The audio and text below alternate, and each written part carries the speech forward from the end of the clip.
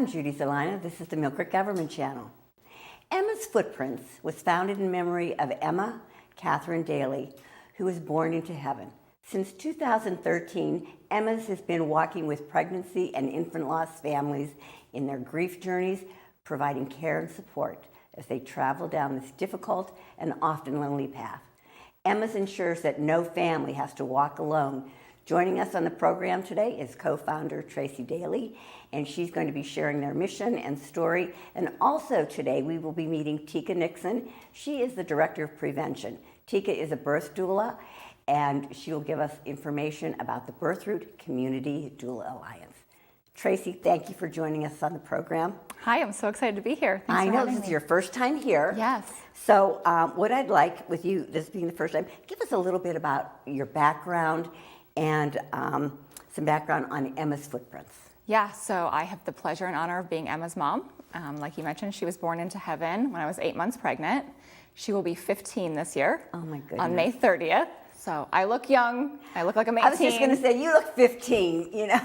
I will be turning 40 this year. So yes, she was our second. We had a little guy at home. And yeah, woke up one morning. It was Memorial Day weekend. Hadn't felt movement. Went in. You know, that's when our world turned upside down in the hospital bed with the sonogram saying, I'm sorry, there's no heartbeat. And trying to navigate that, leaving the hospital. How do I be a mom to my toddler? How do I be a wife to my husband? And how do I be Tracy? And so it was really dark and lonely for a good 4 or 5 years. And just felt this tug to do something about it, which is so unlike me. But there's really nothing around to help. So Googled, how do you start a nonprofit? And printed out the steps to do that. Got a name, Emma's Footprints. Found a board, opened a bank account, and somebody had asked me, well, what do you want to raise money for? Oh, yeah, I guess if you have a nonprofit, you raise money. What are we going to tell people we're going to do? And so we provide financial assistance, emotional support, and compassionate guidance to families that have a pregnancy or infant loss. And we pay for burials, cremations, headstones, urns, counseling, and care packages for those families. These are things that, as I'm listening and talking to you, that people don't realize the behind the scenes of everything a family has to go through.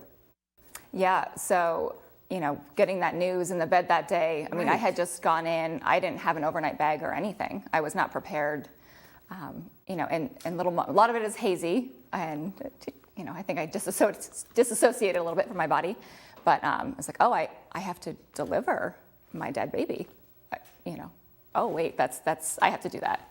And then it's really intense. They ask you questions. Well, do you want to bury or cremate? Well, this morning I've never thought of that conversation. I don't know. There's a little bit of guidance here and there, and then it's, well, which funeral home do you want to choose? And all these questions where you have not prepared at all. You're preparing the nursery, right? We're preparing Right. to bring a baby home. Yes. Not any of these questions. So knowing that education and training like nursing staff is part of our mission also, but providing these families, if they call us from the hospital and we explain what we do and we say, do you want to bury or cremate, and kind of guide them. And then when we say, we'll take care of that bill, the emotion on the other end is just so powerful that never gets old. We're strangers to these people, and that we come in. Right. It's like we're running into the burning building. They're like, who are you? My world just got turned upside down, but here are these people that get it and know it, and what you want to pay for this bill, and so it's just powerful, and that's what keeps us going. Tracy, how many people, families have you helped? Almost 1,600. Oh my goodness in gracious. 9 years. 9 years. Yes, and just last year in 2021, we helped 297, and we spent about $140,000 just last year in our mission expenses. Now you have a lot of programs. Let's talk about some of the programs that you do provide. So we have a monthly support group, and because of COVID, thank you COVID, we also offer it virtually. But our office is on West 8th Street, so we have an in-office support group once a month, and the same night and time is also our virtual group. So people just register for that week, and that's for moms and dads of loss. And our support groups, we try to keep to the mom and dad. We don't allow, like a grandma or an aunt. Right. Just that privacy and respect for that. So that it's really great to see dads come. And our virtual people log on from all over the country. We have a care team program, so moms or dads that have been through a loss, we try to match up, so also our mission, it's from an early term pregnancy loss, which maybe is like you're 6 weeks along, up into if the baby is 12 months old, that we will pay for our mission expenses. So a care team will try to match up, mine was a stillbirth, I was 8 months pregnant, so the new mom will try to match up with their story. And we also have a podcast that we launched about 1.5 years ago, and it's called Confessions of a Grieving Mother. And my executive director, Julie Swanson, and I, are the hosts, and they let us in the podcast studio. I don't know why, and we laugh and we cry.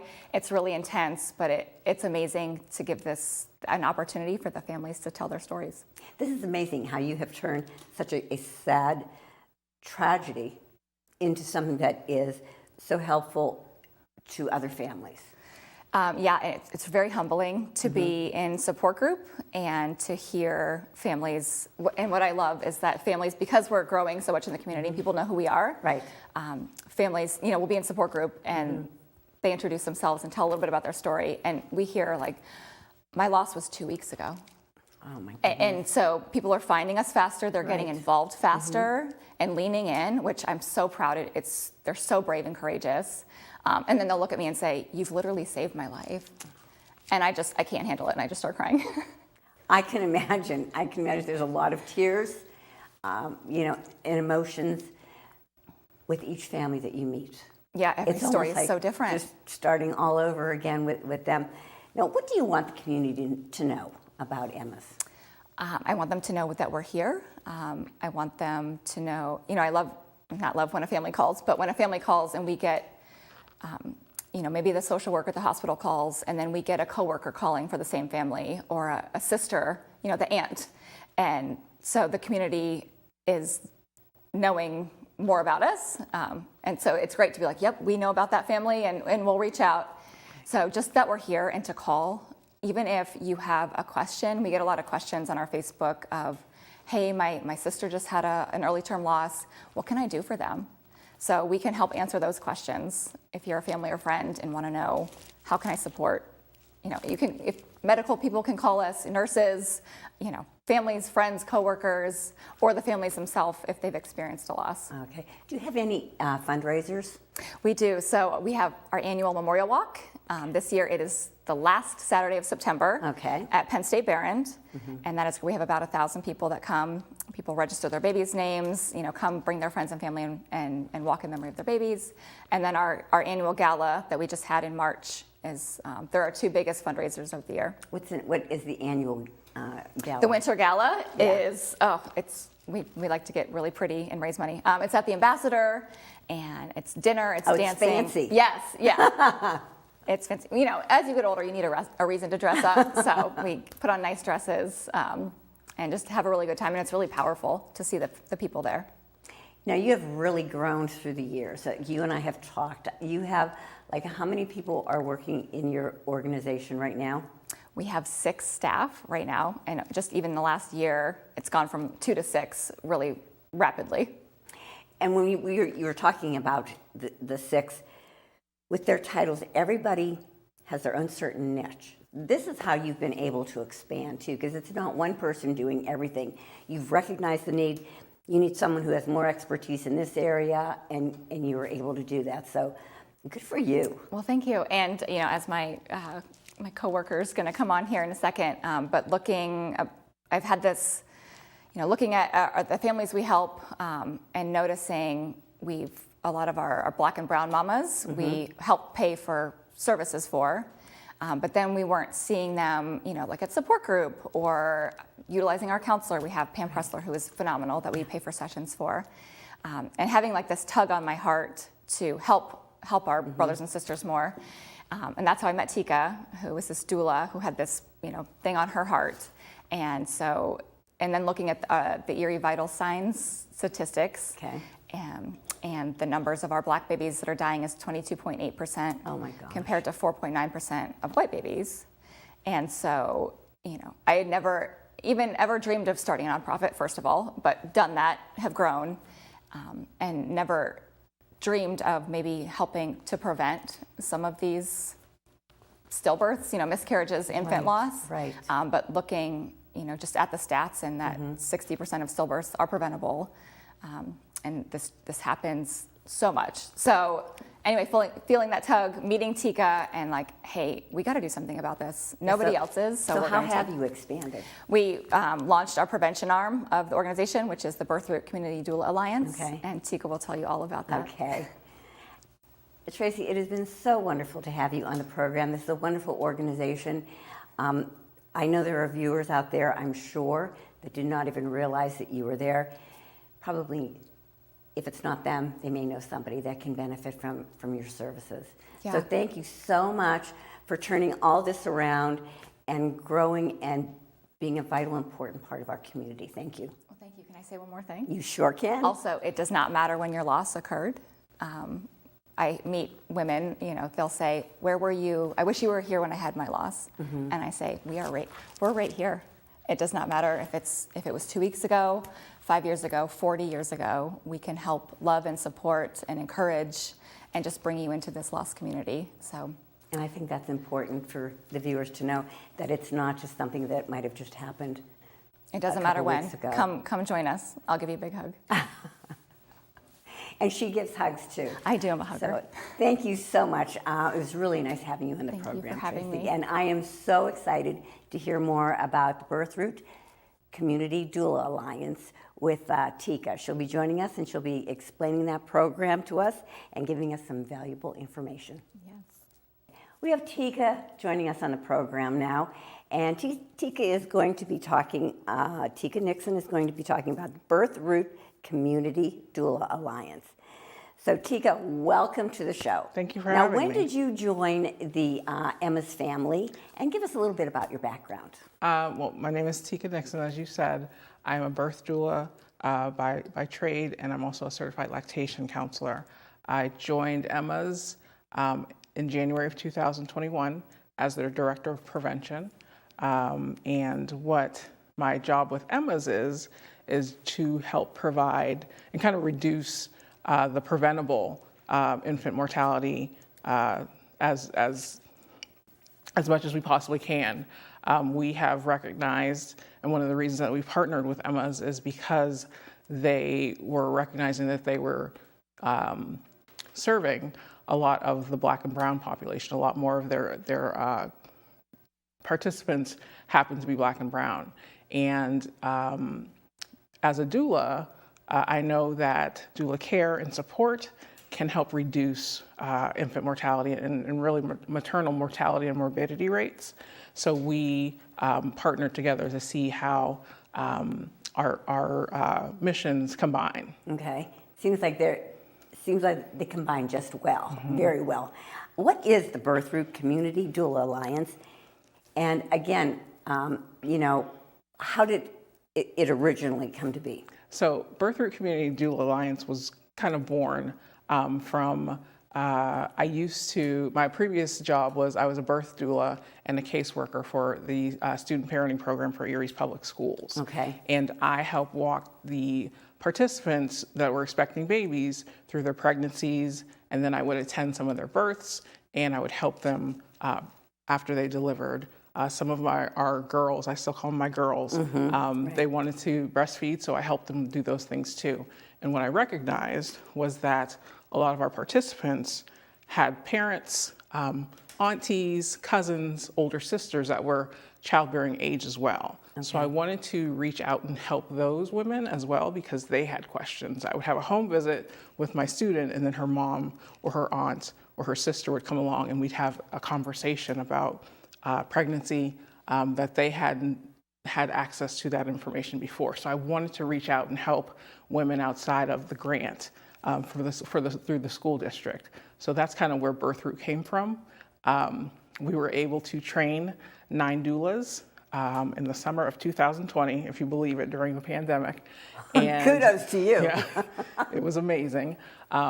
So what we did with those 9 women is we helped remove some of the financial barriers to becoming a doula. You're not going to get rich becoming a doula, but I don't want you to go broke doing it either. So we removed some of those financial barriers and held a training so that those women could come alongside students and eventually women outside of the parenting program so that they could help in their birthing experiences as well. So you're expanding that community to provide these services. Yeah, I wanted to do all the births, but I couldn't.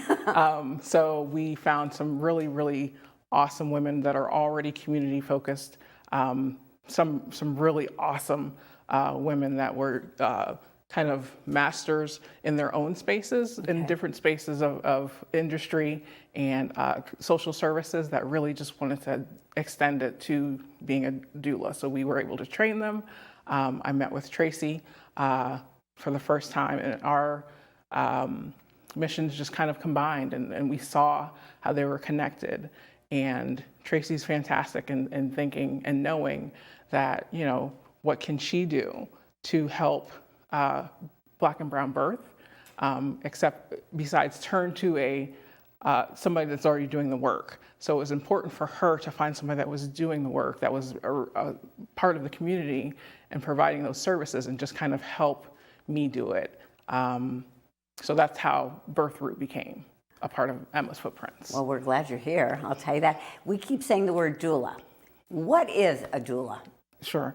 A doula is a non-medical maternity wellness professional. Okay. We don't do the same things that doctors do or midwives even, or nurses. We come along and provide physical, emotional support, and for the support person, we support those people too. So a mother's dad, or the baby's father, or the baby's grandparent, we help support those people to support our mom in labor as well. So we do that during her birth, but we also initiate that relationship through education, advocacy, and just building that representational relationship prior to, during her pregnancy, so that when we go into those labor and delivery suites, we trust each other, so that we can help her focus on pushing her baby out. So she's not so afraid.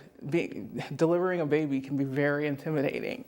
So we help our moms to kind of learn more about their body, and what their responsibilities and rights and options are during childbirth, so that they can focus on the goal of delivering their baby. Okay. So you're a birth doula, but there are other types of doulas. Absolutely. Okay. We're also bereavement doulas.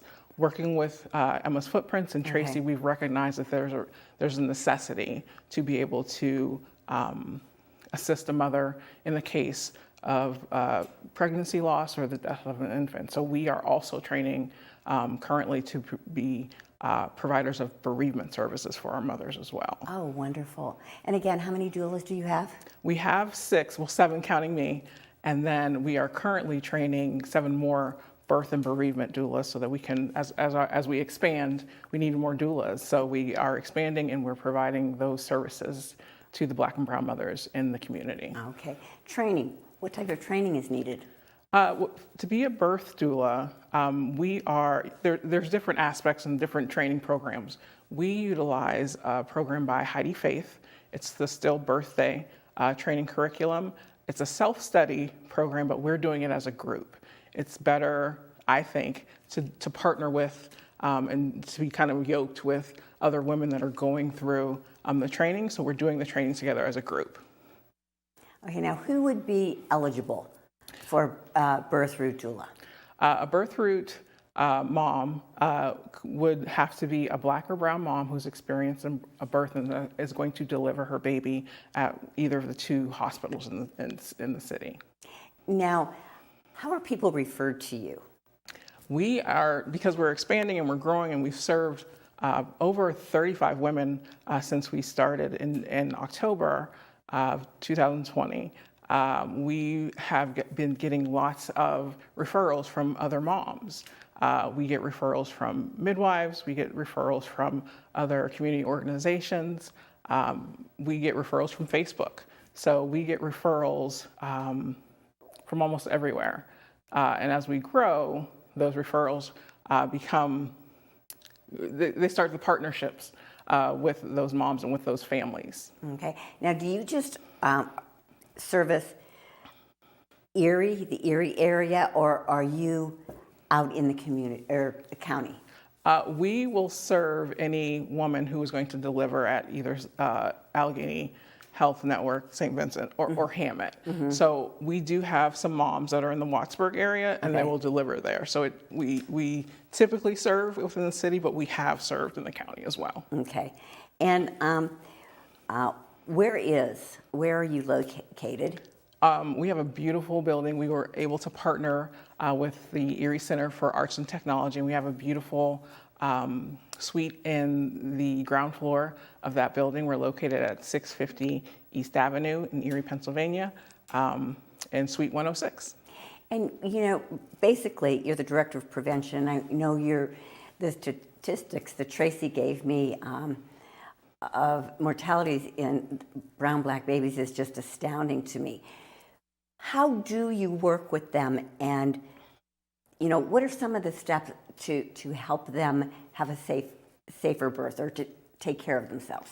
The best thing is to help, and this is the difference between being a community-based doula and usually a private pay doula. Okay. We work with our moms to make sure that they have the resources, and if they don't, we have connections with the community that can get them those resources. So the first thing we do as doulas when we do our intake or when we have our first meeting is we ask them what services they have, we ask them what kind of needs they have, and we point the mom in those directions.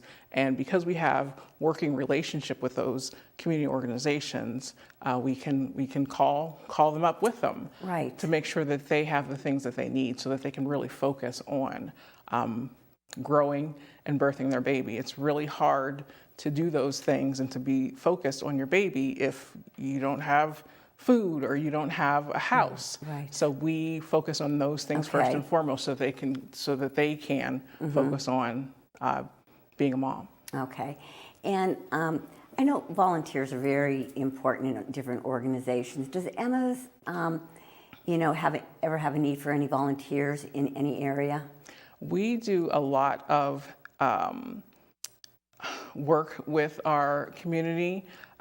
We have volunteers that have done lots of organizing for us. Birthroot is a new organization, so we get donations, and we have volunteers that come in and sort those donations for us. We have volunteers that donate diapers and things that are really, really expensive. People donate their time. There's a meal train for our moms that people have donated food and their time to, so that when you come home from the hospital, the last thing you're going to want to do is cook. So we have volunteers that will bring meals to the mom. So we have we're expanding our services, so we are always looking for good volunteers in our organization. You guys really are expanding. Yeah, we are. Seriously, when I think of all the programs that Tracy was talking about, and now this program, you guys really are looking at the whole picture and trying to find solutions for anybody who is in any area of that picture. Yeah, and you're doing a wonderful job too. It's a blessing to be able to do it. I can imagine. Tika, it has been wonderful having you on the program. Is there anything that you wanted to let our viewers know that we didn't get a chance to talk about? We're here. We want to make sure that everyone knows that if you have a Black or brown mom, or if you know a Black or brown mom that would benefit from our services are completely funded by our investors and by grants that we have written, so they're free for the use of the public. So we want to make sure that everyone knows that we're here, and everybody knows that we're available to Erie community. It was wonderful having you and Tracy here in the studio. You guys do a wonderful job. Thank you so much for being here for the community. Thank you for having us. Really appreciate it. Viewers, if you want any more information, check out their website, check out their Facebook page, tons of information. If you want to give them, volunteer, give them a hand, give them a call. And if you know somebody who can benefit from their services, please either have them call or call for them. So thank you, viewers, for tuning into the Millcreek Government Channel. And until next time, have a wonderful day.